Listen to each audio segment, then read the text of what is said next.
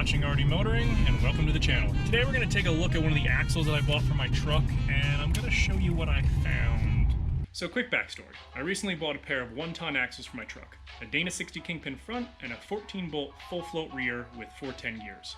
Now the reason why I did this was since I plan on lifting the truck, my current axles just weren't going to cut it. Since I have a 3/4 ton, it's a 14-bolt semi-float rear and a 10-bolt front. Now don't get me wrong, these are good axles. They aren't the best, but they definitely aren't the worst. The issue was my gearing. This truck came from the factory with 342 gearing, which is pretty tall, so while it can comfortably cruise down the highway at low RPM, it doesn't have a strong get up and go from a stop. And when you start getting into bigger and bigger tires, that issue gets much more noticeable. So I wanted shorter gears, and while I could have just simply swapped out the ring and pinion on my current axles, I figured if I'm going to do it, I might as well do it right. And that's where the 1-tons come in. So back to this front axle. When I bought it, I knew it had some issues. The ring gear was completely locked and we weren't quite sure what it was. Worst case scenario was that either the ring or pinion teeth snapped and got lodged in the whole assembly. Best case scenario, I honestly don't even know what that would be.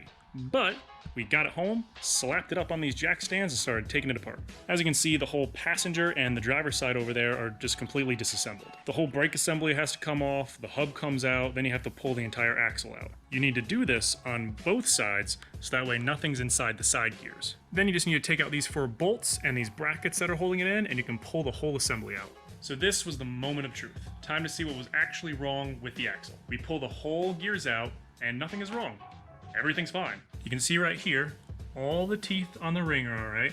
All the teeth on the spider and side gears are fine. You can even spin these. So we know that nothing was wrong with this assembly. We then take a look at the pinion gear. The teeth look fine. It's all okay. Now the pinion gear sits in here, but from the back. So the actual gear is inside the differential, and then this shaft with the splines on it is sticking out.